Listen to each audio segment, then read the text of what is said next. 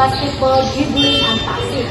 But remember our goal is not to compete. Our goal is to improve and help each other, dili about kinsay pinakamaayo, but our teamwork and growth. Yes, ma'am. Our goal is improvement and teamwork, not competition. Okay, ma'am. So before we start, let's have a warm-up first para dili ka mga enjoy. Malin, lead the warm-up since ikaw ang kabaw mo basketball.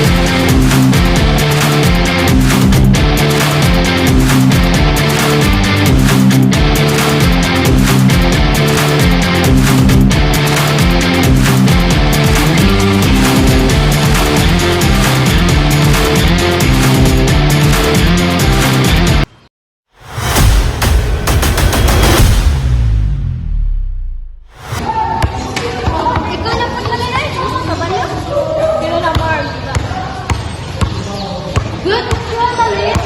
Proper posture and ball handling. Keep consistent.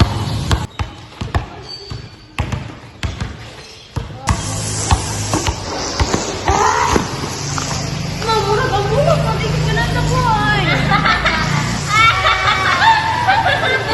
The ball has no feelings, Charisse. Dapat ikaw ang makontrol sa bola. Ikaw ang pagkita. Malin. Go, Rika!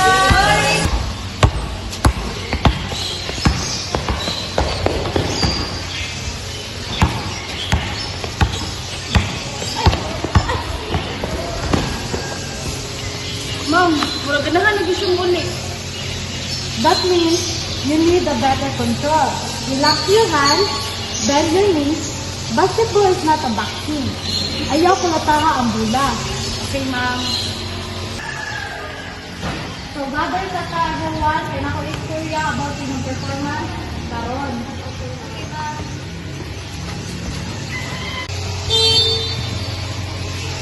Based on my observation sa inyong performance, dili pa dito ayaw mo kabaw mo control sa bola, dili pa mo kabaw mo dribbling.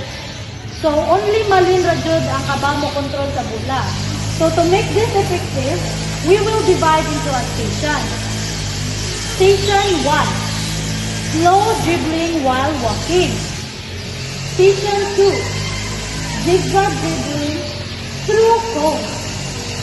Eliza, since you already have a strong skill, I want you to help assess Station 1. Be a peer mentor. Yes, ma'am. I will help them. Very good.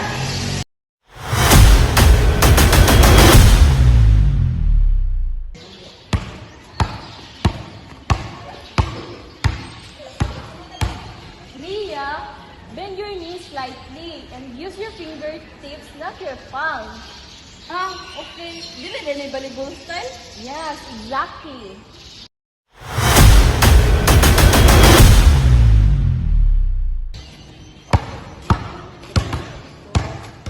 Ma'am, 5 steps.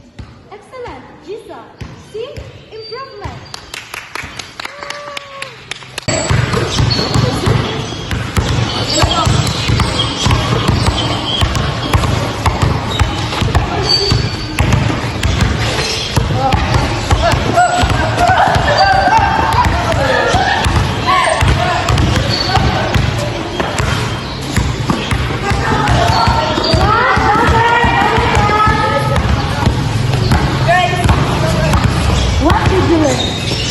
Yes, Marvin?